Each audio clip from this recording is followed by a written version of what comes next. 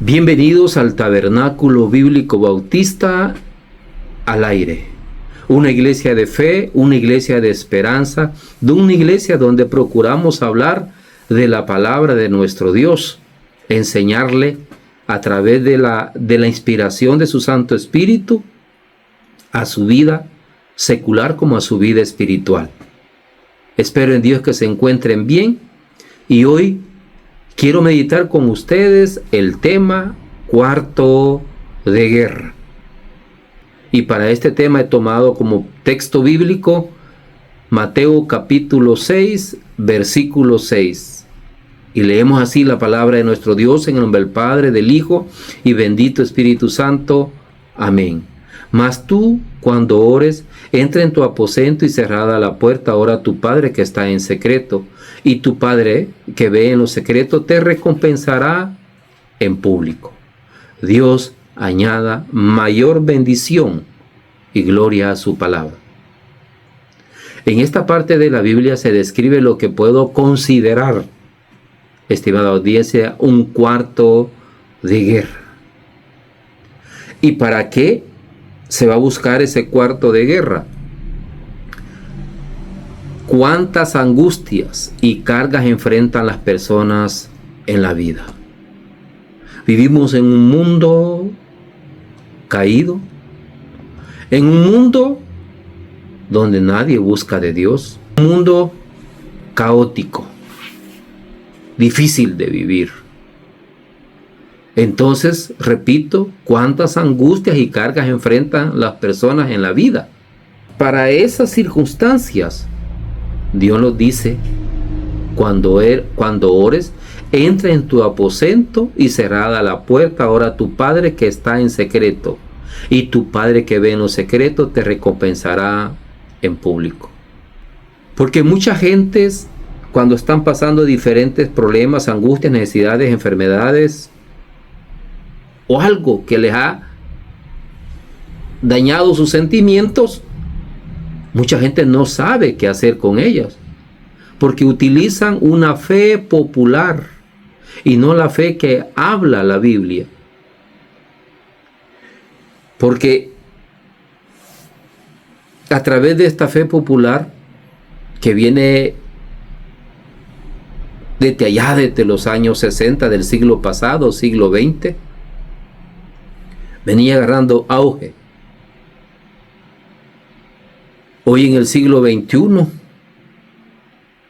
los púlpitos están inundados de esa fe popular. Y esa fe popular predica, tanto tienes, tanto vales. No tienes nada, no vales nada. Porque se predica tanto que para que alguien dé un consejo, voy a ver qué es lo que tiene. ¿Tienes casa? ¿Tienes dinero? ¿Tienes carro? ¿Vives bien? ¿Tienes una bonita familia? Ah, pues sí, eres una persona bendecida por Dios. ¿Qué consejo me quieres dar? Pero viene una persona que no tiene nada, que está practicando la fe bíblica, no la fe popular, y muchas personas dicen, ¿y esa o ese? ¿Qué me va a enseñar a mí? ¿Qué me va a aconsejar ese o esa? Mire cómo está de desgraciada o desgraciado.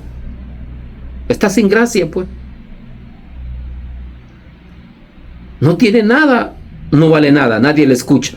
Mucho menos va a dar un consejo o que le atiendan un consejo porque no tiene nada. Y la persona o ese estilo de persona se frustra. Porque también desde el púlpito le dicen, tú estás así por el pecado. Bueno, sí, la Biblia dice que todos pecamos. No hay nadie. Y dice allá la primera carta de Juan, si no me equivoco, capítulo 4, por ahí habla, donde dice que si decimos que no hemos pecado, hacemos mentiroso a Dios. Y entonces, pues, Quiere decir que esas personas que tienen abundancia, que tienen una congregación gigantesca, esa no ha pecado. Y la que no tiene nada está así porque ha pecado. Mire qué irónico, ¿eh? Es la vida.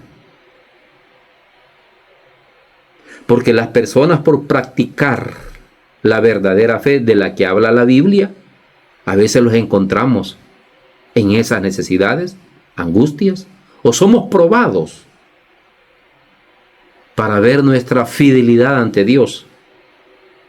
Y que el que tiene muchas cosas o cosas de este mundo, él dice que no, que Dios lo está bendiciendo y que Dios lo ha llevado hasta ahí. Vamos a ver en un futuro si eso es de Dios. Y es posible que Dios esté ahí, porque nada ocurre en este mundo sin que Dios lo permita. Pero tú has tomado y te estás inclinando ante un Dios material. Mientras aquel que está pasando diversos problemas, necesidades, angustias, enfermedades, se está inclinando por su angustia ante la fe de un Dios verdadero. Hay una gran diferencia. ¿Quién ve eso? Lo ve Dios. Entonces, así discriminamos a las personas a través de esa medida o esa balanza o ese termómetro. Si sos una persona de éxito, te puedo recibir un consejo. Si no tienes nada, vos no me puedes decir nada, y a veces estamos equivocados. Entonces, para ti, que utilizas una fe verdadera y no estás utilizando una fe popular, ponga atención. Tú que estás en diferentes problemas, en diferentes necesidades, en diferentes enfermedades, en diferentes angustias, o tienes un ser querido que le está yendo mal y estás triste por eso, y quieres hacer un montón de cosas, pero acudimos al ser humano y no acudimos a la fuente verdadera donde hemos recibido esa bendición. Pero espero que a partir de los siguientes puntos y las partes de las Biblias que vamos a leer, o versículos bíblicos o capítulos bíblicos que vamos a leer, Dios abra tu entendimiento y tus ojos y puedas ver la gloria de Dios. Y no te enfoques en lo material, sino que enfócate en lo espiritual. Y cerrada la puerta, vas a hablar con tu Padre a través de la oración en secreto. Y como hablaste con tu Padre en secreto, Él dice que te va a recompensar en público. Ponga atención en el punto número 1. Y lo hemos titulado el punto número 1, busca tu cuarto de guerra para pelear esas batallas. Para pelear en esas circunstancias que el mundo los ha envuelto y en las que los encontramos en este momento, en una enfermedad terminal, o en una angustia que no hay dinero, no encuentras trabajo, o tienes a alguien o tú mismo estás pasando una dificultad seria y no le encuentras la salida. Y a través de este primer punto, donde repetimos, busca tu cuarto de guerra para orar y deja que Dios te dé la victoria. Y deja que Dios te dé la victoria. Como ejemplo, vamos a poner a la mujer tsunamita, que habla ya en Segunda de Reyes, capítulo 4, versículo 16. Esta mujer tsunamita era una mujer que tenía varias virtudes. Una de ellas era una mujer poderosa. Era una mujer rica. Número 2. Tercero, era una mujer influyente. Tenía tanta influencia que podía platicar con el gobernante, con el diputado, con el presidente con facilidad. En resumidas palabras, tenía poder esta mujer. Pero este personaje se había casado con un hombre ya viejo, como le expresa la Biblia en Segunda de Reyes capítulo 4. Y tal vez había un deseo en la profundidad que tampoco no se lo había manifestado a nadie. Pero esta mujer influyente, poderosa, rica, ve pasar al siervo de Dios, a Eliseo. Y lo veía volver a pasar y pasar y pasar. Y dijo esa mujer sabiamente, sin pedir nada a cambio. Porque hay muchos que damos beneficios o bendecimos a alguien o hacemos un favor y queremos que esas personas lo rindan pleitesía y aplauso y lo rindan gratitud toda la vida.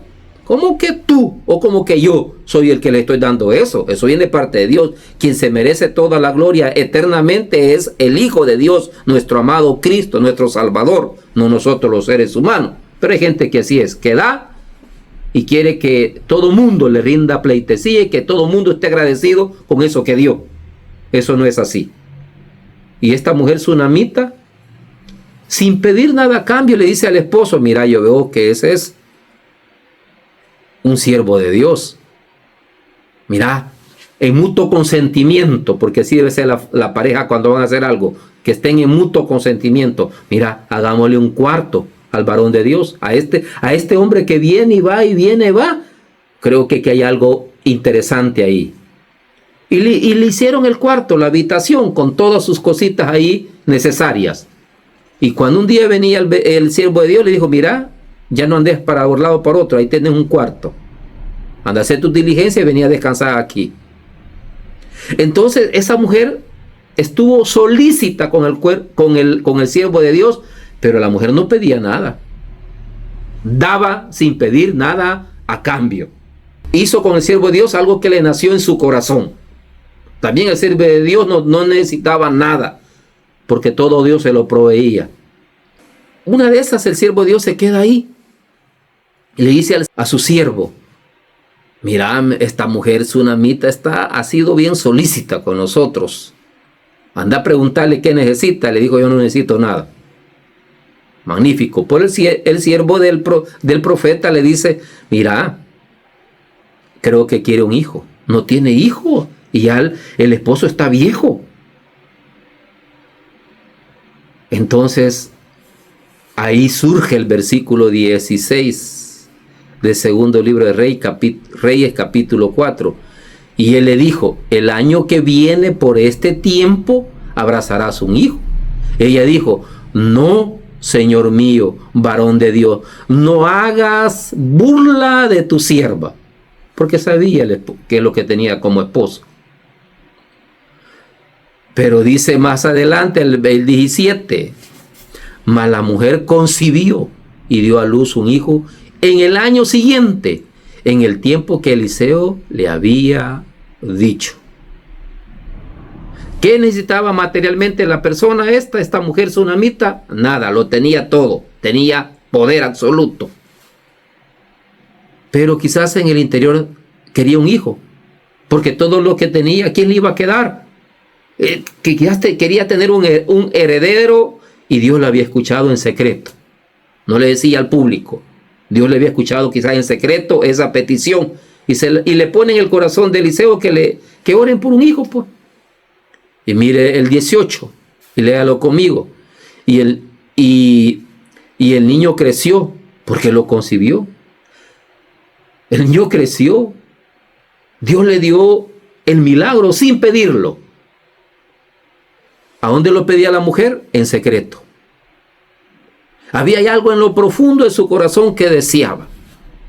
Pero ella no se andaba quejando por un lado para otro, ni con los doctores, nomás.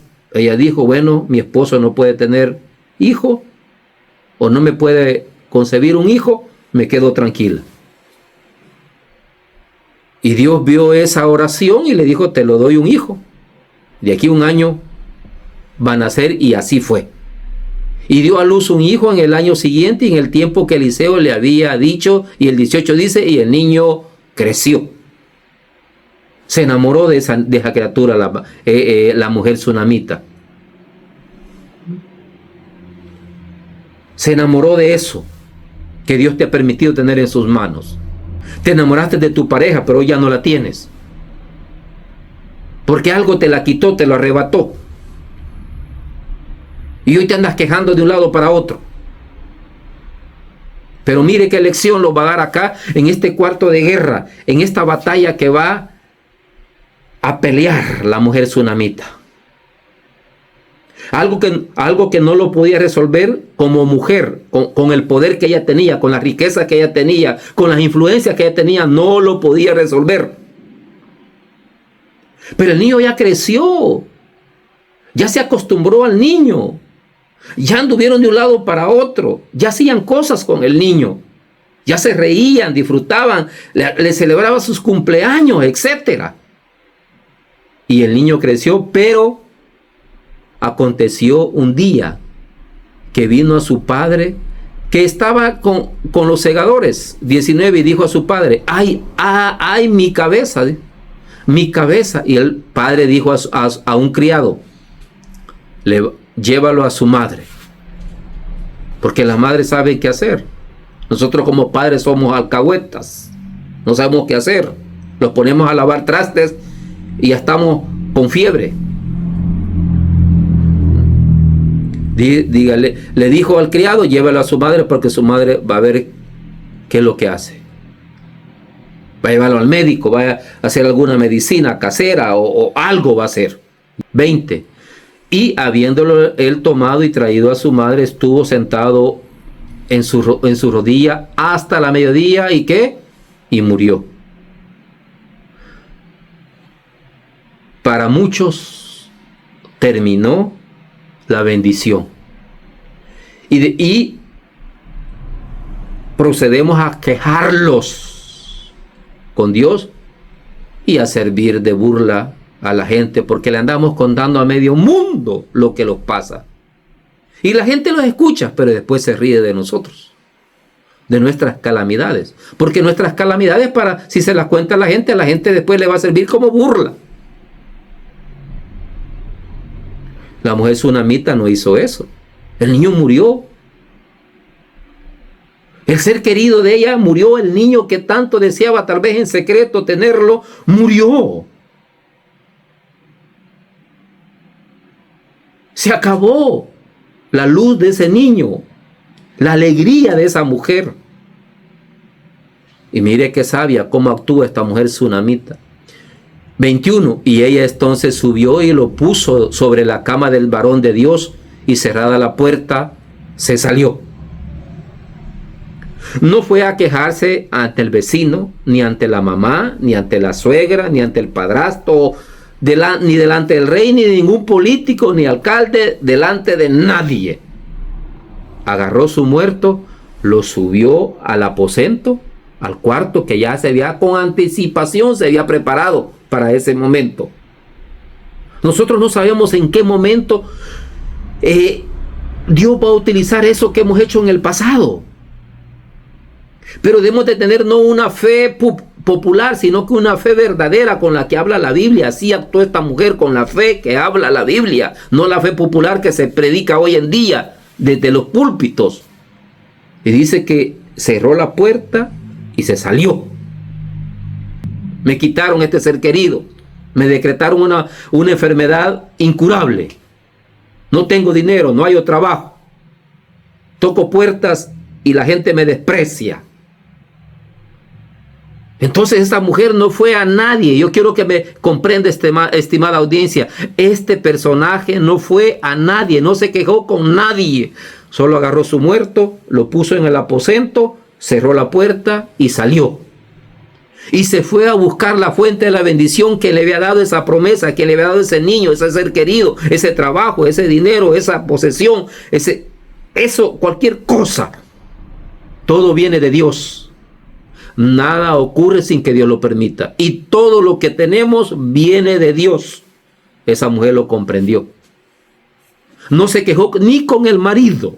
Le dijo: mira, mándame un siervo que me preparen la mula o el caballo o la yegua, me voy a ir en el varón de Dios.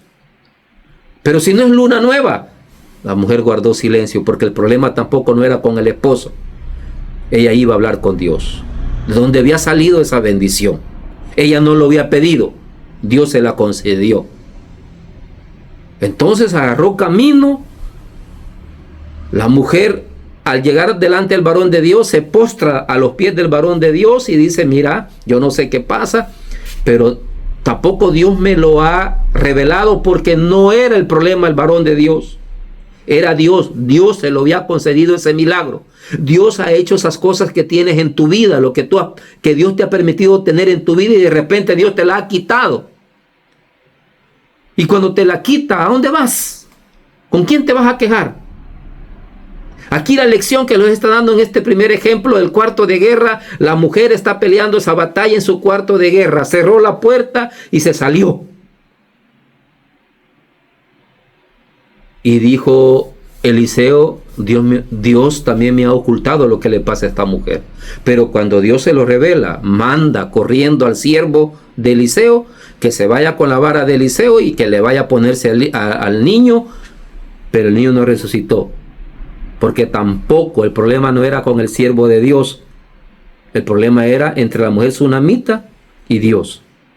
Luego se levanta la mujer y se va con el siervo de Dios, llega al aposento donde estaba el cuarto de guerra, donde se estaba peleando esa batalla, el niño estaba muerto. Viene el siervo de Dios y se tira 3 veces. Y después le dice a Dios, Señor, tenga misericordia de esta mujer. Y dice que el niño después reaccionó, volvió a la vida y se lo entregó a su madre. Dios quita, pero también Dios da. Prueba nuestra fe verdadera en Él, estimada audiencia. ¿Qué es lo que estás pasando? ¿Qué es lo que te ha quitado el sueño? ¿Qué angustias tienes? Verás que esa mujer sunamita lo tenía todo lo material que se puede ver en esta vida. Pero ella no ocupó ninguna cosa de esas, porque ninguna cosa de esas servía para el milagro que ella quería, que estaba pidiendo en su cuarto de guerra. Se fue a la fuente de esa bendición y fue a orar esa fuente de bendición, y Dios, ¿qué hizo Dios? Se lo regresó de nuevo. Ese es nuestro Dios. Él es bueno y para siempre es su misericordia, estimada audiencia. No hay nadie como nuestro Dios, de misericordioso, de bueno. Demos gloria y honra y alabanza a Él. Acudamos a Él, ¿a dónde? En nuestro cuarto de guerra, cerremos la puerta y oremos, y nuestro Padre que oye en el secreto los va a recompensar en público. Creo que nadie se dio cuenta de lo que le estaba pasando a esa mujer sunamita, o que el hijo se había muerto. Creo que nadie se dio cuenta, ni de los vecinos, porque ella no le contó a nadie, le fue a contar a Dios. Y de repente sale con el niño y todo el mundo la saluda, que oró en secreto y Dios la va a recompensar. ¿A dónde? En público. No sé si me voy a entender. Me gustaría seguir hablando de este ejemplo porque es precioso y maravilloso. Pero quiero ir al segundo ejemplo, Daniel. Y vámonos a Daniel, capítulo 6, versículo 4 al 5, el cuarto de guerra. Aquí con Daniel se habían reunido un montón de gente poderosa que lo estaba haciendo pedazos y lo querían quitar del reino, del puesto. Porque Daniel ya había servido en 3 reinos. En el reino de Babilonia, y en el reino de Medo y los persas. Y había subido de nivel. Porque cuando Dios te comienza a hacer algo en esta vida, Él te va subiendo, no importa quién se oponga. Cuando Dios dice, aquí voy contigo, aquí va contigo, para bien o para mal. No hay nadie quien los pueda salvar. Y no hay nadie quien pueda tener las bendiciones de Dios cuando vienen a nuestras vidas. Entonces Daniel había llegado a un punto, a un político de gran poder.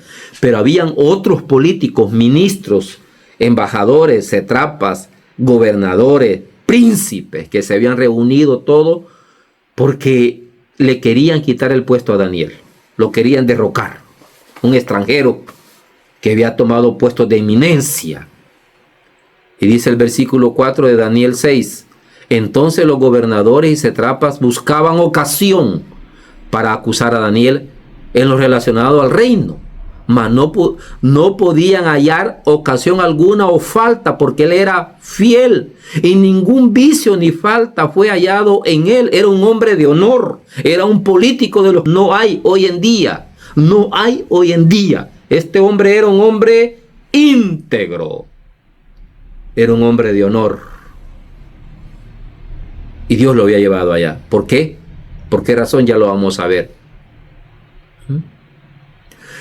Dice el 5, entonces dijeron aquellos hombres, aquello era un grupo grande, poderoso, así como ese grupo que te está atacando a ti, que no tiene ningún poder, nadie te escucha. Pero si venimos, oramos, cerramos la puerta, oramos en secreto, nuestro Padre Celestial que hoy en secreto te va a recompensar en público. Y Daniel tenía esa costumbre. Y aquí se habían unido estos hombres poderosos. Dice, mira, con mi poder que tengo político también, y el rey tampoco aquí no va a poder hacer nada. Me voy a la fuente donde he recibido ese poder, esa gracia, esa bendición, ese puesto que tengo del trabajo, ese dinero, esa casa. Me voy de donde lo recibo y lo estoy perdiendo. Me están atacando. Me voy a la fuente donde he recibido esa bendición. Y aún añadieron todos estos personajes que se le estaban de poder, que querían derrocar a Daniel.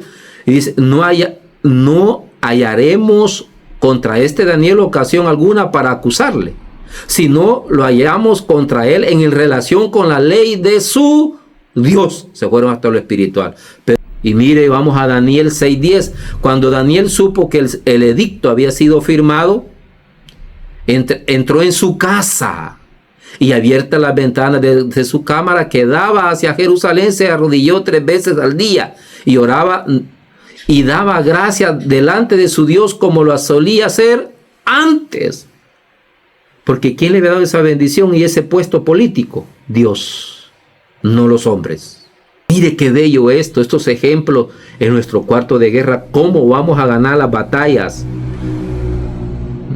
Aquí Dios los está enseñando cómo ganar esas batallas. ¿Y qué sucedió con Daniel? No le pudieron hacer nada. Lo echaron al foso de los leones, pero ni los leones le hicieron daño, porque él había hecho su cuarto de guerra, donde peleaba las peores batallas de su vida como político, porque Daniel era un político de primera. Y cuando el rey llegó a gritarle triste a Daniel, Daniel, ¿al Dios a quien tú sirves te pudo librar? ¿O viva para siempre, rey? Mi Dios a quien le sirvo me salvó aún de la garra y de la boca de los leones. Él oró en secreto y Dios lo recompensó en público. Y los enemigos de Daniel murieron todos. Todos, ellos y su familia. Todos. No te quejes con nadie. Daniel se fue a quejar con alguien. Con nadie. Él se fue a quejar con la fuente de la bendición. Ahí lo hizo Daniel. Esto me lleva al punto número 2. Tu itinerario cambiará. Tu itinerario cambiará. Cristo estaba en constante movimiento, pero su cuarto de guerra siempre lo buscaba. Y lo vemos en Mateo capítulo 14, versículo 22, 23. Y así hay muchos otros lugares que Cristo tenía para orar. Versículo 22. Enseguida Cristo hizo a sus discípulos entrar en la barca e ir delante de él a la otra ribera. Entre tanto que él despedía a la gente o a la multitud. Despedida de la multitud, subió al monte a orar aparte, y cuando llegó la noche, estaba ahí solo. Después de todas esas ocupaciones que tenía Cristo, eres como tú, estimada audiencia. ¿Verdad que tienes ocupaciones? Y tú dices, a mí no me queda nada de tiempo. Si eres empresario, eres una persona rica o poderosa de este mundo, eres un gobernante, un político, dice, yo no tengo tiempo para nada. Así era Cristo. Creo que él estaba más ocupado que tú o que mí. Pero él siempre que terminaba, dice, despedida de la multitud, terminaba todas las cosas que tenía que hacer, y tal vez ni dormía. Él iba a buscar su cuarto de guerra para vencer el siguiente día todas las dificultades, enfermedades o cosas o sanidades que tenía que hacer. Él iba a orar aparte Y dice que estaba solo, platicando él solo con su padre, para que cuando amaneciera el siguiente día, su padre, que lo oyó en secreto, lo iba a recompensar en público. Por eso Cristo hacía lo que hacían. Nosotros queremos vivir bien, pero no tenemos... Es que soy persona bien ocupada. Si Cristo tenía un momento y un tiempo para entrar a su cuarto de guerra a orar con su Padre Celestial, ¿cómo no lo vamos a tener nosotros? He ahí el problema, que nosotros no vemos la gloria de Dios en nuestras vidas. Si a veces no hacemos nada y decimos, ay, pero no tuve tiempo de orar, y estás emproblemado, y estás en necesidad, y te encontrás en esa enfermedad, tenés un ser querido en la cárcel, tenés alguien que está pasando algún grave problema allá fuera del país, tenés un hijo enfermo, no tenés dinero, no conseguís trabajo, y solo te quejas y te quejas y te quejas con los vecinos, cuando los vecinos no van a hacer nada por ti.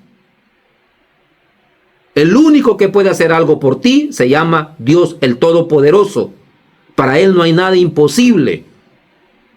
Si nosotros logramos creer conforme a la fe que habla la palabra de Dios, no con la fe popular. El problema es que actuamos con la fe popular y por eso nos va mal, hombre. Por eso muchas veces nos decepcionamos hasta de nosotros mismos, como de este mundo, o de las personas que lo rodean. Los decepcionamos, y tienes toda la razón, porque ningún ser humano te va a ayudar, solamente Dios. Y aquí lo está mostrando. Él era un hombre ocupado, súper ocupado, pero siempre tenía su cuarto de guerra para ir a orar. ¿Cómo estaba él en la noche? Solo. No había nadie más, ni su discípulo. Él estaba solo. En la soledad es el mejor momento para platicar con Dios, exponer nuestras necesidades, nuestras dificultades, exponer tu problema, tu enfermedad, exponer tus angustias para obtener la victoria. Tienes que tener un momento a solas con Dios. Esto me lleva a un punto número 3.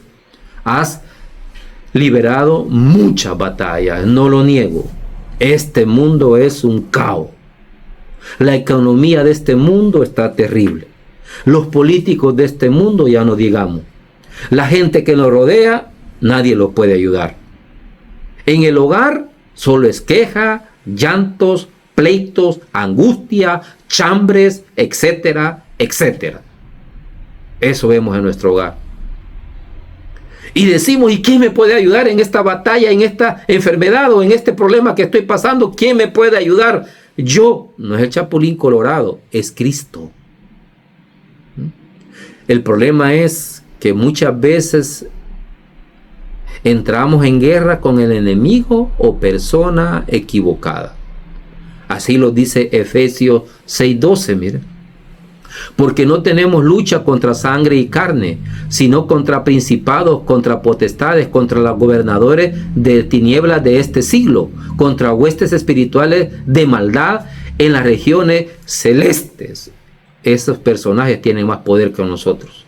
¿Y cómo los podemos vencer? Tomados de la mano de Dios. El problema, estimada audiencia, que estamos peleando con la persona equivocada. Nosotros no tenemos lucha contra sangre ni carne, dice. Aquí lo está declarando Efesios 6:12. Léalo 1, 2, 3, 1000 veces hasta que lo comprenda. Con quien usted está librando batalla, y esos personajes espirituales tienen más poder que nosotros. ¿Cómo los podemos vencer? Con Cristo. Con la fe verdadera en Cristo. Por eso lo recomienda ya Hebreos capítulo 12.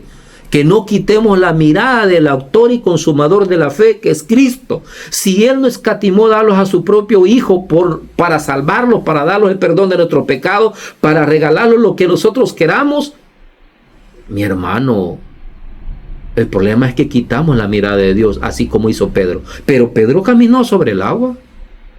Y la oración de Pedro fue eficaz, así como tiene que ser tu oración. Pedro iba caminando, pero cuando vio el rezo viento, hizo que la mirada sea quitada del autor de la fe, de aquel que le dijo, mira, yo soy, ven, camina sobre el agua. Y caminó Pedro. Pero lo fuerte viento hizo que la mirada la quitara de la fe de Cristo y se hundió. Y dijo Pedro en su oración eficaz, sálvame. Solo eso dijo, sálvame que me ahogo. Y dice que Cristo le extendió su mano y lo sacó. Y lo volvió a parar sobre el agua junto a él. Y después llegaron a la barca, dice, los dos caminando sobre el agua. Y le dice, hombre de poca fe, ¿por qué volviste a ver a otro lado? ¿Por qué quitaste la mirada de mí, del actor de los milagros, del poder? Para Dios no hay nada imposible, lo repetimos. El problema es que las angustias de este mundo nos hace quitar la mirada de Dios y los ponemos a pelear con la gente equivocada. Por eso perdemos las batallas. Pero usted me puede decir, pero mire, ¿qué hago para vencer al enemigo? Número 4, ¿qué hago para descubrir y vencer al enemigo? Cristo nos enseña que entres en tu aposento, cierra la puerta y ore. Y más adelante nos recomienda que nos pongamos toda la armadura de Dios en Efesios capítulo 6, versículo 13 al 18. Versículo 13, por tanto, tomad toda la armadura de Dios, oiga, toda, allá cerrada en tu aposento cuando estás orando, toma toda la armadura de Dios para que puedas resistir dice, en el día malo. Y habiendo acabado todo, estad firmes. Estad pues firmes, ceñidos vuestros lomos con la verdad, vestidos, ¿y qué es la verdad? La palabra de Dios, Cristo mismo, dice, yo soy la verdad. Y vestidos con la coraza de justicia, con la justicia de Dios, y calzados con los pies con el apresto del evangelio, de la paz. Debemos de vestirlos de esa paz, sobre todo tomad el escudo de la fe, con que podáis apagar todos los dardos del fuego del enemigo, y tomad el yelmo de la salvación y la espada del Espíritu, la palabra de Dios, que es la palabra de Dios, dice, orando en todo tiempo, con toda oración y súplica en el Espíritu, y velad en ello con toda perseverancia y súplica por todos los santos. Eso es lo que, vestite toda la armadura de Dios para que puedas descubrir y vencer al enemigo, para que podrás salir del engaño del enemigo. Estás peleando con la persona equivocada, tener raíces de amargura, has maldecido a esa persona, pídele perdón a Dios y reconcíliate con Dios. Y ponte en tu cuarto de guerra, cierra la puerta, ora a tu Padre que está en secreto y Él te va a recompensar en público. Pero vístete de toda la armadura de Dios que habla aquí, Efesios 6, 13, 18. Léelo 1000 veces hasta que comprendas que con toda la armadura de Dios vamos a vencer. Y vamos a orar por los santos. Esto me lleva al punto número 5. Haga de la oración una prioridad en tu vida. Tiene que hacer de la oración una prioridad en su vida. Y para eso los enseña Lucas 18:1. Y dice, también le refirió Jesús o Cristo una parábola sobre la necesidad de orar siempre y no desmayar. De orar siempre y no desmayar. Las cosas se los pueden poner difíciles en este mundo, pero Dios dice que oremos y no desmayemos. Aquí nos está hablando de una mujer que tenía preso a su hijo. Y ella fue constante, fue donde el juez no la quería recibir, ni tenía temor de Dios, era un ateo. Pero la mujer insistió, oró y no desmayó, insistió, hasta que Dios le otorgó lo que dice el número 7, siempre de 18 de Lucas. ¿Acaso Dios no hará justicia a sus escogidos que clamen a Él de día y de noche? ¿Se tardará en recompensarle? Tu cuarto de guerra. Por eso Dios lo dice, que entres, cierres y ores en secreto. Y allá en secreto, si tú oras sin cesar y no desmayas, Dios hará justicia de ti y te va a dar lo que le pides. Y Él te va a recompensar en público. Estimada audiencia, haga su cuarto de guerra. Pelee las peores batallas que usted cree que no las va a vencer, pero tomado de la mano de Dios, en Cristo somos más que vencedores. Dios te bendiga.